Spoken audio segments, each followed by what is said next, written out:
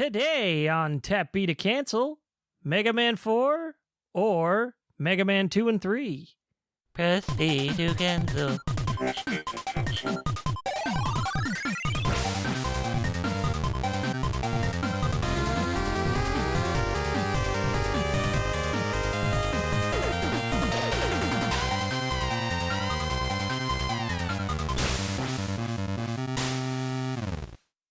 In this corner, we've got Sick Jake defending Mega Man... Which one was it? Line 4. Defending Mega Man 4. No, it's the opposite. I'm defending 4. You're right. Sick you're Jake. Right. Yeah, there we go. In this corner, we have Sick Jake defending Mega Man 2 and 3. Introduce yourself. Hi, I'm Sick Jake. My opinion's more valid than GP's. In that corner, we have GP of the Retro Therapy defending Mega Man 4. Hey, everybody, this is GP. And in that corner over there, we've got Pulse. Hi. Sick Jake and GP are going to be debating between these games. And basically, Pulse and I are just going to be stirring the pot a little bit and moderating. Oh, I'm good at this. Have at it, boys. We should start by saying, where this came about is on when GP is streaming and we're talking about Mega Man. And I want to say, GP, you said Mega Man 4 was, what, your favorite or second favorite? Favorite, yeah. Yeah, and that's just crazy. That's just crazy to me. That's crazy to everybody in the free world. Nope. I mean, I don't mind Mega Man 4. I used to own it. But when somebody sits down and says, give me your favorite Mega Man game, it's almost always 2 and sometimes 3. After that, they kind of go downhill. I think it's crazy. So I have a list of points why I think Mega Man 4 is just utter trash. Okay? It's hot garbage, and I'm here to tell you why. Damn. And okay, I hear what you're saying, but in a more realistic way, I'm not listening at all. That's just like my wife. I see how this is going to go. All right. I guess you want to start off or you want me to start off? No, you're coming at me. So you give me your 15 bullet points, and I will tell you why I think you're not right. Fight. I mean, I'm not going to sit here and argue the merits of the naming convention that Mega Man uses for their bosses. We know they're never good, okay? But That's true. Mega Man 4 is when they really start taking a nosedive into just mediocrity, all right? Some of them are just bad, just lame. So the first one I want to talk about is point number 1. Toadman is far too easy to kill. He's often the first boss that players will take on. And to actually beat him, you don't need any special weapons. He may have weaknesses, but who gives a fuck? You just move to the left, ping, ping, ping. Move to the right, ping, ping, ping. And he's dead. You literally just sidestep his jumping, and he's dead in 30 seconds. He is the easiest boss in the entire franchise, and it's terribly lame. Okay, here's why you're wrong. You said the word entire franchise, and I want to point out, every Mega Man has one incredibly easy fight. Mega Man 2, which you're saying is better than 4, has multiple incredibly easy fights. Flashman, very easy to kill with the Buster. Metal Man can be killed in one hit with his own weapon. Okay, with his own weapon, but when do you have that? Not till the end of the game. Yeah, well, you don't need it. You can still very easily beat him with the Buster in a very similar way to what you said with Toadman. Jump, bink, bink, bink. Jump, bink, bink, bink, dead. So every Mega Man has to have one easy fight. Toadman, I agree, is very easy, but that is not a different thing than every other game in the Mega Man franchise. For me, what sets it apart is how little Mega Man moves to avoid Toadman. It's 2 steps left and 2 steps right. Every other, and you're right, I give you that. Every game has an easy boss to start off with. It needs that. But all the other games, or at least 2 and 3, that easy boss is still quite tricky and can still be difficult to beat with just a Buster. There's more movement, dodging, and projectiles. Whereas Toadman's only attack is he jumps at you. He leaps, and it's pathetic. It's horrifying. But, I mean, Flashman, he freezes you, and then shoots, and it doesn't do that much damage, and you can have him killed by the time he gets over to the left side of the screen. So before he even cycles across the entire thing, you can have him dead. So, yeah, I got to stand by it. To say he's easy, you're right. To say he's the only easy fight in the entire franchise, I think is wrong. I'll give you the point that there's an easy boss fighter in each of the games. I still think he's the lamest. He is pretty lame.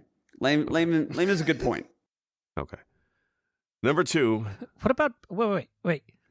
No, sorry, Toad you guys Man? are there. I'm sorry. Bubble Man. Yeah, who gets the point on that You're one? telling me Toad Man is lame, but then you fight a guy who literally attacks you with bubbles.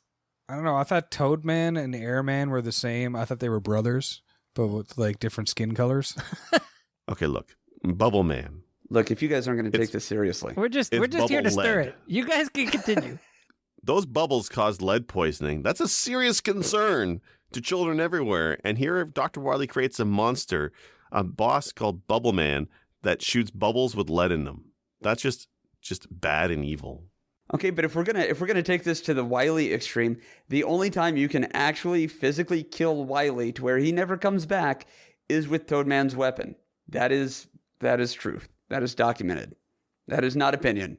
There's a use for Toadman's weapon in the game. Yes, and it's to actually kill the human Wily. So I never used it in the game, ever. I saw it such a worthless weapon.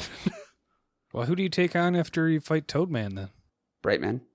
Brightman? Yeah, Yeah. but Brightman's not exactly difficult either. You can use pretty much anything to beat him. But none of them are difficult if you have the right weapon. That's the beauty part of Mega Man. I suppose so. The joys of rock paper scissors. Right. Let's turn to Pulsh and Werewolf. Who do you think gets the point for point number 1? Oh, shit, we're doing this, are we? I don't know. I don't really care win, lose, or draw. I'm just happy to be here. I didn't know we were doing that. I thought Paul and I were just gonna like make trouble. Okay, I like that. That's even better. That's even better. Because if I lose this thing, I don't need it being held over my head forever. But anyways. But anyways, okay. Point number 2, Jake. Anyways. Number 2. Look, this game, they changed him this, and Wily is, at first, not the villain. It's Dr. Cossack, who from his, and this is from the manual, his Siberian Citadel is jealous of Dr. Light's robots, so he creates 8 mechanicians of his own and sends them out to fight Mega Man. His Siberian Citadel, Dr. Cossack. The Russian stereotypes are all over this game, and it's so just... It's lame. It's dated. It just looks terrible. Even this castle at the end of the game, it's just the same Russian-style palace architecture. I mean, it's bad. It's a stereotype. They call that cultural sensitivity, but I understand. My response to that is just what I said the other day. Do you even 80s, bro? Like every franchise from the 80s had horrible and inaccurate Russian stereotypes. I would quote Rocky IV. I'm not saying I agree with it. I'm just saying that's what it was in the 80s. We were at the height of the Cold War until Rocky Balboa stepped in. But yeah, they were always the villains. That was the go-to for all the major franchises. And yes, they had, well, like I said, the architecture. That's cultural sensitivity. If they hadn't made Dr. Cossack's building look like the Kremlin, I think people would complain and be like, why doesn't that look Russian? So it's expected. It's a mainstay in 80s pop culturedom. Oh, I'm just checking my team of debaters over here. What's that? When was the release of Mega Man 4? 1991. This was not an 80s game. Well, the 80s is a very fluid term. Nobody really knows when the 80s ended. It ended in 89. Yeah, but news didn't travel to Japan until much later. We didn't have the internet. Japan may So- have, I don't know. I'm just saying, you're not wrong. 80s movies very much lean into the Russian stereotype, but that started to drift away quite a bit in the 90s. Yeah. Mega Man, it's just calling back to an era and a stereotype that is just, I find it lame. But you're not wrong. You're right. I was looking at references to Russian appropriation of culture through stuff. And even GoldenEye, which was also 90s take, had that with Famke Jensen in it, who was Swedish. And Rocky IV, I want to say Dolph Lundgren I think he's also Swedish. Yeah, the Rocky series has had a couple Russians in the franchise, and 0 of them have been portrayed by actual Russians. That's true. Yeah. No Russians actually cast to play Russians. By the way, the Cold War ended in 1991 too, so Oh, shit. maybe Mega Man did it. Yeah, right? Okay. Mega Man 4 solved the Cold War. Yeah, with that in mind, then this game probably started development before the Cold War was over. Probably. And it makes me wonder, is there a Russian port of this in which Dr. Cossack is like Dr. Johnson and everything is just kind of backwards? I don't know. But to that point, again, I just think You just wanted to say Johnson again. I love it. Oh, we'll get the Johnsons. Hold on. My next shit. point. Okay, go ahead. Next point. Number 3. Dive Man just looks like a dildo. It's like Capcom realized in Mega Man 3 that Hard Man was just too obviously Hard. a penis. Okay. So they had to tone it down for Dive Man, but he still looks like a dildo. But I don't see why that's bad. Like, has anybody ever complained about the, like, nope, put that away, that looks like a dildo? I say absolutely no. If you put Dive Man on a t-shirt, I will buy the out of that t-shirt, and I will wear that t-shirt proudly anywhere you want me to go. Because I don't think there's anything wrong with that. I don't disagree, he looks like a dildo, but I don't understand why that's a bad point. I would almost even put that in the pro column. So Reviewer is back in 1991 where we're looking at this game and thinking, you know what? This game is a sign for sexual expression of the 90s. They made this guy look like a dildo. Penises for everybody in retro. This is like game changing. Well, but they didn't call it retro then, they just called it current gaming. Right. I'm wrong there. I might not have prepared this list. Oh, was it supposed to be a periscope? Yeah, like a submarine with a periscope, yeah. The tip. For her pleasure, yeah. Yeah, why is Dive Man ribbed? Ribbed for Mega Man's pleasure. There you go. Or, suffering, I guess. Yeah, well, and they, to that point, I think it's not a big surprise that every time a new Mega Man comes out, there are several unused Robot Masters that, they wanted to put in, then they decided, no, we can't. And they had to make him dildo shaped because Bushman was not acceptable. So We're eagerly waiting that ROM hack where Bushman's brought back into Mega Man 4. All right. Yeah. So yeah, again, on that one, you're not wrong, but I just don't see it as a bad thing. It just echoes that, and this is not just Mega Man 4's problem. The whole franchise like this, where they like to reuse character ideas for the bosses. Even Pulse, you mentioned it with which one did you mention? Airman and Frogman or Toadman look very similar in terms of design, right? They have the same body shape, and you're not wrong. They reuse a lot of ideas. Yeah, boy. Sorry. Yeah, point to Pulse. Yeah, Pulse wins. Number 4, Cossack's daughter, Kalinka, fuzzy hat. What's the deal with the fuzzy hat? Why? Well, it's cold in Siberia, and as you mentioned before, there's a lot of Russian stereotypes. And it's not even that's a stereotype, like in a negative way. That's just something they wear there. If your issue is, the aesthetics or like wardrobe choices of the characters, I don't really have much for you on that. Just because Mega Man gets to change his wardrobe, dozens of times, I don't know. I understand why she's wearing a furry hat. It's because her head's cold, because they're in Siberia. Right, but fur is murder, and you're rescuing this girl. I'm sorry, but have they established canonically that it's not fake fur? A faux fur hat? You think so? This think is maybe. 20XX, man. Come on, they were pretty advanced. Yeah, it's 20XX, man. Yeah, live in the now. The year is 20XX. Fur is murder, so we've stopped. Yeah, I think more research needs to go into that. They don't even do real murder anymore. They do robot murder. Robot murder, yeah. So that was from Furman. So Proto Man's scarf is all synthetics. I assume so. I don't really know. Until you show me a label that says Pashmina, I'm not gonna concede to that one for Proto Man. All right. This one. Sorry, go ahead. No, I think that's a wonderful point. She is wearing a hat. I'm so sorry. All right. Number 5, a bit more technical. Performance in Mega Man 4 is slower than the past titles. Yes and no. I'm sorry. I don't want to just jump in. You should expand on that if you would like. No, not really. Okay. So like overall, like I find Mega Man franchise has an issue with slowdown on the NES, right? To the technical limitations. But it's especially shut up.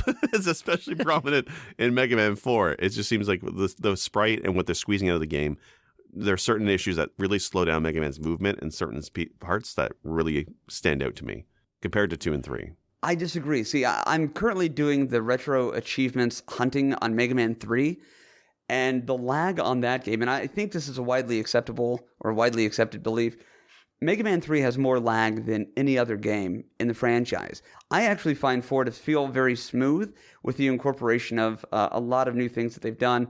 3 added the slide. I think 4 perfected a lot of the things that 2 and 3 started to try to implement. The extra item systems with Rush, the slide, 4 introduces the Mega Buster. But I think, honestly, that 3 is widely known and believed to have the most lag or slowdown. Yeah, I'm curious to see, like, if Mega Man 3's Chivos don't break your spirit entirely. I'm looking forward to you playing Mega Man 4's Chivos, because I want to see if you face similar issues with that, because I still find 4 is a less polished game slowdown-wise than 3. There's definitely flicker and slowdown in 3, don't get me wrong, it's bad. But I just find it worse in 4. But it's been a while since I played either game, to be fair.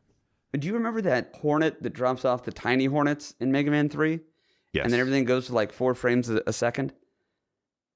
Like there's no point in Final Fantasy, in Mega Man 4 in which that happens. At least not that I can think of. I'm trying to think, because 2 had that enemy as well with the birds, dropping an egg which hatched into small birds. 4 had to have something similar. I mean, they always copy everything. They do. A lot of it gets recycled, but I think, there's enough of a time gap between Mega Man 2 and Mega Man 4 that they probably found a way to minimize the lag there. But yeah, well, I'll do that. I'll play the Chivos for 4, which I've already started, but I'll go back to them after we finish up 3 so that we can more adequately do a side-by-side. I'll be curious to see what the results are of that one, because, it's all anecdotal for me at this point, but I'm curious. Same. Paul Werewolf, what do you guys think so far? I'm looking up Mega Man Rejects to try to mess with you. I do remember more slowdown in 3. I played Yeah, through me too, both actually. games back to back. 4, then 3, a little over a year ago with a friend of mine. 4 actually felt a lot more fluid than 3 does. Okay, but more importantly, are you pro or against Fuzzy Hat on Girl? Hey, look cute. Pro. Oh, Damn it. interesting. Okay, next point. All right, number 6. All right, look, the shield weapons in Mega Man are never good. I get that. But Skullman's shield is so far inferior to Leaf Shield in 2. Both are bad, but at least Leaf Shield has some kind of tactical use in areas. Skullman's shield just spins around you. It does like nothing. It does like damage. I don't think it's useful against any bosses. If it is, it's very unnoticeable. You have to get in close to use it, where Leaf Shield you can throw. The Skull Shield is one of the worst weapons ever in the franchise. Ah, man. That's kind of like your first really solid point. So I'm trying to think of the best way. That sounded more backhanded than I wanted to be. Can I help you counter it with Skullman's music is so much better than Woodman's? Well, and you're not wrong, but again, if the discussion is the actual functionality of the weapon, yes, it's a redo of the leaf that you cannot throw. It does great damage to Dive Man, the dildo, and but aesthetically, Skull Shield looks a lot more dope than Leaf Man. Yeah, and it doesn't make sense. Like, what do you think is going to do more damage to you? Like IRL, I'm more terrified of skulls flying around a dude as opposed to leaves. One looks windy, the other looks demonic. But no, you're right. The fact that you can throw the leaf shield, I think absolutely you're right there. Gives the edge to Leaf Shield. Okay. And to be clear, Wolf's right. The music in that stage is really great. I actually, out of the entire game, that is my favorite stage. And I actually like the boss, but only because there's a glitch. And I'm going to say here because I don't know when else I can brag that I know this. But if you have the wire weapon, the grappling hook weapon unlocked, and you go to Skullman stage, when you get to the boss chamber, shoot the wire weapon to the ceiling and pull up. And when you're attached to the ceiling, something weird happens with Skullman, and he freezes. And then you can actually control kind of what he does. You can make him shoot, make him jump, make him do a shield by pushing different inputs on the controller while you're attached to the ceiling. Really? It is the coolest. It's the coolest glitch. It's completely useless because you can't shoot the guy hanging from the ceiling.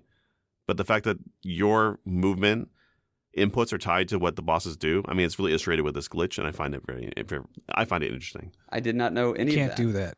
Wow. You way to bring me up and then tear me down. Paul's is in love with glitching. I don't know if anybody knows that. Okay, so next point. You're right about the Leafs. Okay. Speaking of the wire, Mhm.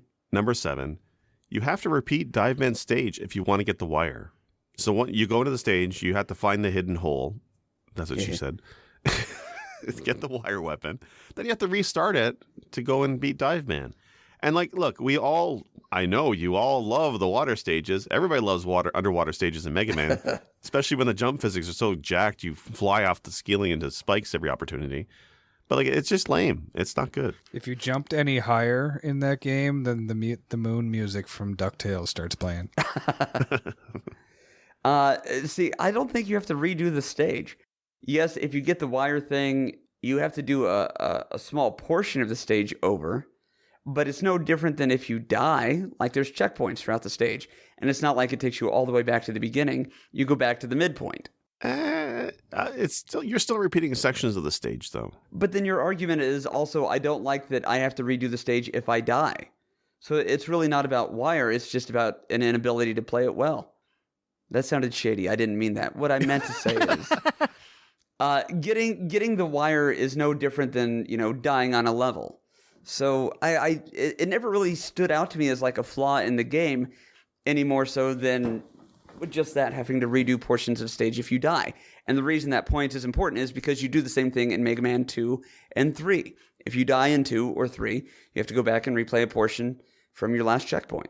So it's not a new thing. Is it really that much worse than the water section in Gemini Man's level? Nothing is worse than that. Maybe the beast. This one, it's kind of hard because there's a lot more spikes in this level, if I'm not wrong. Gemini Man has that weird water section where you have a few platforms underneath where you can jump high out of the water, but then you're having to hop over the water, and it's big open pits, and fish are shooting missiles up at your feet. Right. So what I do with that section, I usually just skip it with the rush jet, if I'm thinking the same spot. Yeah, you are. So I never had an issue with that area. Whereas 4, you're underwater the entire time, and there's spikes bloody everywhere. But they also do a great job in 4, specifically Dive Man's stage, of designing the level so that you don't have to jump that much. You incorporate the slide much more than you do the jump, if you do it right. So if the jumping physics is what we're talking about, you don't like to jump in water, again, there's not much I can do for you, but try sliding more. At least with Gemini Man, you've got that awesome section with like the fish eggs that you can shoot. I find that to be oddly enjoyable. Is that weird? It's like popping pimples. Kind of, yeah. Yeah. But then the pimples swim at you, and then you can shoot them again and collect weapons. It's dope. It's cool. Nothing better. But no, I don't think that's a major point. At least I've never looked at it, going back to the wire replay thing. You don't got to do the whole stage. It's no different than dying, which I do frequently. So it never really bugged me. I just find it not ideal, but I see your point. All right, number 8. This one actually, I kind of struggled. There's 2 weapons in Mega Man 4 that I find are particularly overpowered and out of balance with the rest of the game. But I chose to pick on Ring Boomerang, which is got a huge hitbox for a Mega Man weapon. It's fast, it does the shoot back, and the cost is pretty reasonable for how much damage it does. It does a lot of damage, and it hits everything. I find it way overbalanced in the game compared to other weapons. Yeah, that's a good point. Same thing kind of with Pharaoh Man. There's a way that you can manipulate Pharaoh Man to double your weapons energy. But to that point, again, if I'm going to defend that, I would go back to Metal Man from Mega Man 2. As mentioned previously, you can kill Metal Man with one hit of his own weapon during the refights. But even before that, if you kill Metal Man first, you can automatically kill any of the other Robot Masters very easily, as most of them are inordinately weak to Metal Man. And even if they're not, the cost of using a metal disc is minimal. You can shoot 2 or 3 off before it takes like 1 Pez of weapons energy. So I get what you're saying. You're not wrong. But again, that's not unique to 4. Yeah, the metal blade from 2 is definitely very powerful compared to the other weapons in that game. It's almost a staple. Like I've done playthroughs of 2, I want to say, where I've done Buster and Metal Blade and not touch anything else. Like that's how powerful it is. The difference is in this one, when 4, is the hitbox I find is bigger, and it just seems to sweep more. But yeah, I agree. You're right. 2 also has this as well. I was also torn because you also mentioned Pharaoh Shot. Pharaoh Shot is also a super powerful weapon. One you can exploit. I want to say this is the one where you can use it with infinite energy if you pause on pause when it's above your head. And you can also just kill things with it being over your head, which I think is interesting. Right. Well, and then you can charge it invisibly, and that's what I was talking about. I don't know about the pause strat with that, but if you fire off a shot, and then charge it, it'll hover over your head. If you run into something and it takes away that shot, if you're still holding B, it will recharge invisibly. Right. And then whenever you release the shoot button, it'll fly out. So It's still full. Yeah. yeah, there's a lot of ways to completely kind of, yeah, you're right. That's OP'd. But again, it's not a thing that's unique, in my opinion, to 4. All right. Number 9. Okay. You're going to fight me on this one. Number 9. So Mega Man 4 has a much more generous rate of extra lives than the past games. Okay. They drop like candy. Like I never run out of lives in Mega Man 4. They drop all the time. And I'm not even talking from our little red toilet seat flip top. Like just outside of him, you still get more lives. I find Mega Man 4 is easier by far than 1, 2, and 3. And just as the sheer amount of lives you get. There's some good points there. There are places in the previous iterations to farm extra lives. 4 is generous with the power-ups. But that said, 3, I think, was hard and stuffed full of extra stuff that did not need to be there, to the point that they probably got the feedback about, hey, this is unreasonably difficult for a Mega Man game. And so they maybe overcompensated by de-escalating the severity of things in 4, if that makes sense. So they said, here's 3, where everything is tough, and then you've got to do the Doc Robot refights, which is the hardest thing ever, and all of this extra shit. And then people rioted, and they're like, this game sucks, it's too hard. So they said, well, let's give them something a little more bubblegum, and that is what happened with 4. But I was asking for Bubble Bath. Bubble bath. Careful. The bubbles have lead.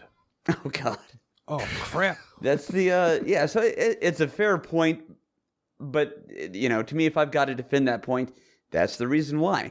I still think that 4 is more difficult than 2. I find 2 to be incredibly bubble wrapped. Everything is incredibly easy. And yes, those bubbles have lead too. But yeah, 2 is super easy. 1 can be difficult, but once you've beaten it, it's cheese. 3 is still hard. So you're saying 4 is harder than 2 and 1, or just harder than 2? Harder than 2. 1, if you're new to it, like I've played 1 enough that yeah, I think 1 is easier than 4. I think you're crazy. I think a lot of people would probably agree with you on that, but that's my hot take on it. But 1 notwithstanding, 2 easier than 4, 4 easier than 3. Yeah, there's spots in 2 that I find incredibly difficult. You're right about 3. 3 is fairly consistently hard throughout. 4, there are some spots, some areas that are difficult, but I find a lot of the stages quite easy. And then the few have easy bosses. I've never had an issue with beating 4. It's 2 and 3. 1 I've never beaten. To be fair, I find the game incredibly difficult. But 2 and 3 I find far easy. No, harder than 4. 4 is fairly easy for me. Well, there's with 2. I mean, the hardest part to me in 2 is the Purple Room of Doom, or whatever the they call it. It's easy to fuck that up, and if you do, you've got to lose all your lives, go back and continue so you can refill up on your charge weapon. Or crash weapon, sorry. So yeah, 4 is kid gloves, absolutely. But yeah, I don't know. I don't agree with that one, but I get what you're saying. So that's a fair assessment. Yeah, like you're right. The sequence in 2 where you have to, if you mismanage your energy for your weapons incorrectly, you basically cannot proceed. That's not fun for anybody. That's just bad design. Right, especially target audience at the time being kids. They don't really have that kind of inventory awareness. That's fair. Okay. So what else we got? Let's see here. Number 10. So this is kind of a continuation of Ring Boomerang being overpowered. But for number 10, Fortress bosses are weak to the same bloody weapons. There are 2 weapons in particular, Ring Shot and Pharaoh Shot. Both can take down 2 each different bosses in Wily's Castle or Cossack Castle sections. This is more than any other weapon, I think, in this game for sure, and I want to say earlier ones as well. The fact that Ring Shot and Pharaoh Shot not only being, I find, overpowered in their own right, but are also the weakness for several bosses is crazy to me. They have a history of doing this, and they didn't really learn their lesson from 4, because they did that with the Buster, just your standard Buster in 5 is kind of like the best thing you can use. But to that point, like you said, it's a continuation of a previous point, so the logic is a continuation. Like my rebuttal will be the same. Metal Man, you can take down anything. What they did with the bosses in the Wily Castle being weak to the same stuff is an overcorrection, and like again, the word antithesis comes up of what they did in 3. 3 had so many extra boss fights and all the extra castle stuff that you were constantly trying to figure out what weapon to use.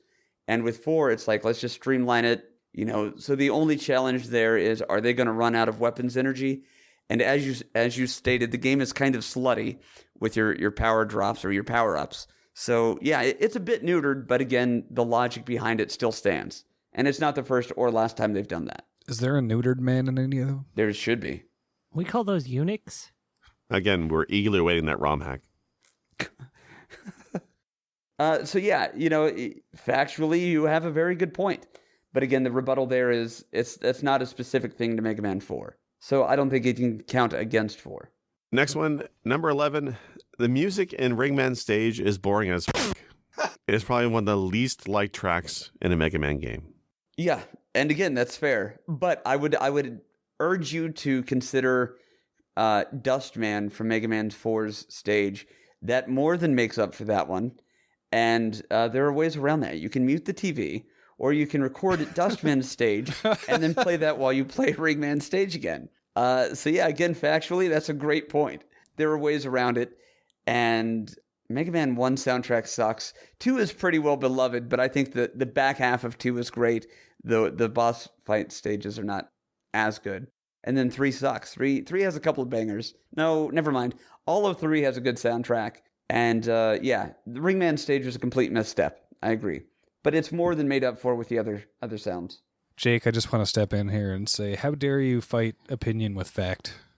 Yeah, there's no room for that here. Not in this podcast. Speaking of which, you can always mute Mega Man 4 and listen to your favorite podcasts like Press B to Cancel.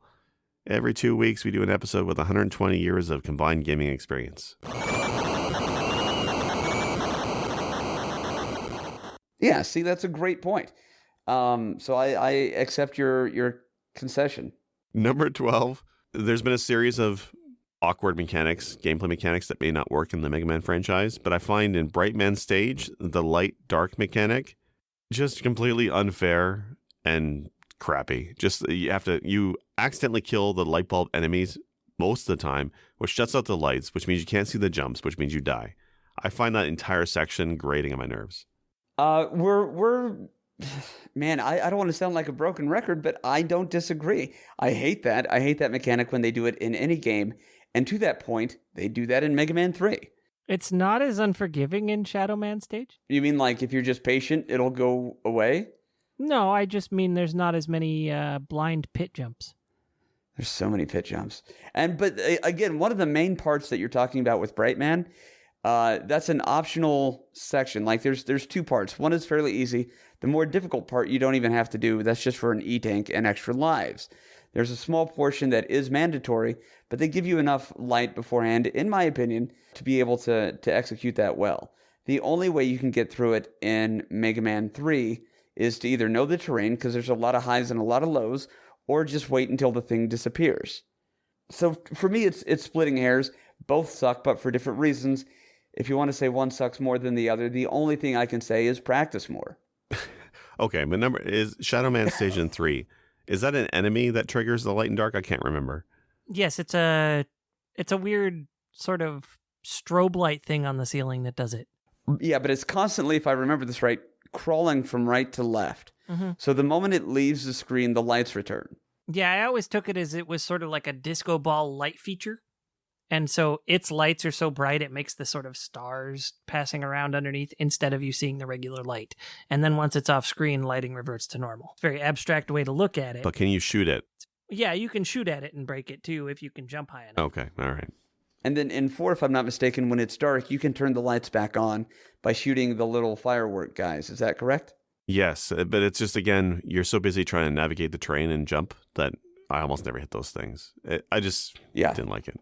No, I gotcha. And no, it's again, my I don't want to say that you're wrong, because you're not. You're factually very correct.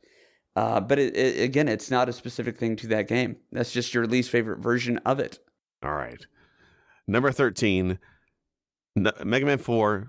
At the start, you're thinking, oh, great. They're not rehashing the same story from the last 3 games. They've tried a new villain, a new dynamic. But no, surprise.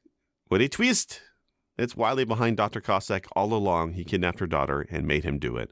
And you still have to fight Wily at the end. I find that just cowardice on Capcom's part. They created a new villain and they didn't follow through with it and keep him the entire game. And they went back to the same trope of Dr. Wily, who's been done again and again and again. Every time I see that UFO at the end of a Mega Man game, I'm like, what a trope. But again, that's not a thing specific to 4.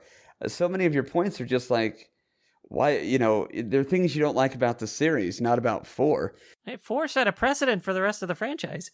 Well, and that's true. Oh, you mean Proto Man's not the big bad? Who's behind it this time? Oh, it's Wily. What? You mean Sig? Okay, no, 3, the story was Wily still, wasn't it? Oh, it's always Wily. Yeah. Okay, it's always Wily. Yeah, but that's what I'm saying. Like 3 was the first one where they start to redirect you away from Wily. They don't really explain it with the Dockmaster refights. But again, that's stuff that they added before the Wily Castle. And to me, that's really where that started. The only difference between 3 and 4 is they gave you backstory. So in that way, I would say, you know what? You're welcome. At least we can explain to you why this is different, why we're punishing you. Yeah, with 5 it was Proto Man, but wait, no, it's Wily. Yeah. And then 6 it was this big competition. No, wait, it's Wily. Right. They just kept it up, and they loved it so much they kept it up with Mega Man X. Sigma does the same thing. Yeah, Sigma does the exact same thing, and it's it kind of sucks. But then again, if they ever actually had a Mega Man game where it wasn't Wily, I would be a little concerned. I'd be like, oh shit, somebody go check on Wily. We need to see if he's okay. Don't somebody think of Wily. Right. So, again, it's the first time they did something new.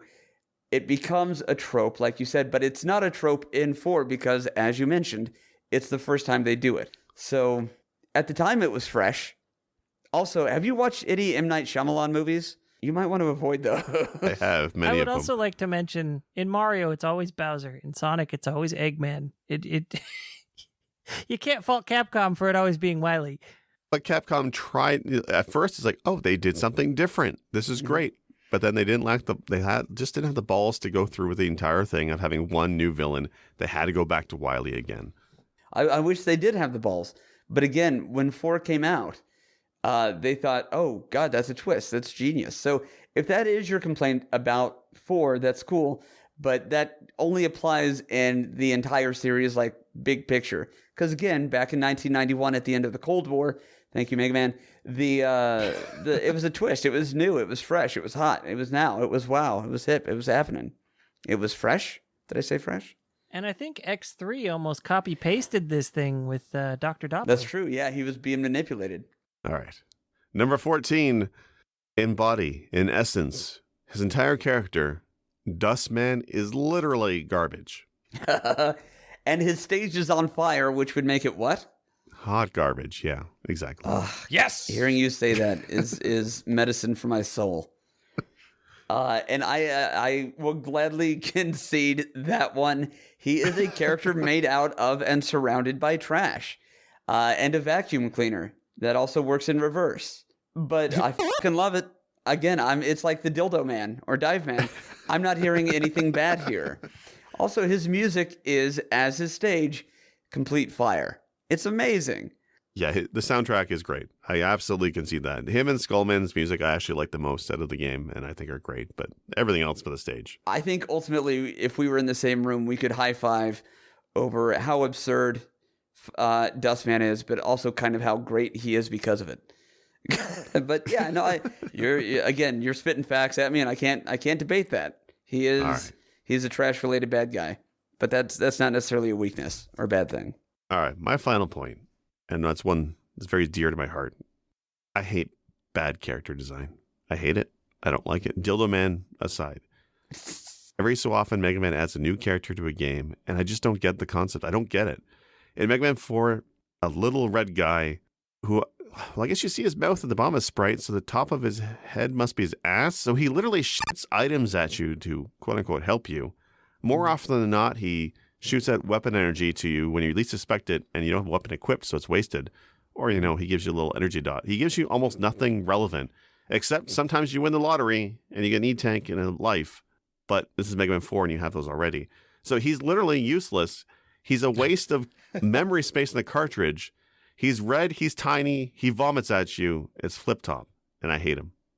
His name is Eddie, and if you don't like small little gifts from obscure, people, then I will ask you to gladly shred all of your $5 Christmas checks from your grandma. But I would also like to point out that there have been times where, man, I've needed $5, and I remember, oh yeah, that check from my grandma is here. Okay, but your grandma's not named Eddie, and neither is Flip Top. I'm pulling this from the manual. His name is freaking Flip Top, man. Okay, well then, I'm so sorry. You've got me there. I thought it was Eddie. Of course, that could just be what my grandma calls him.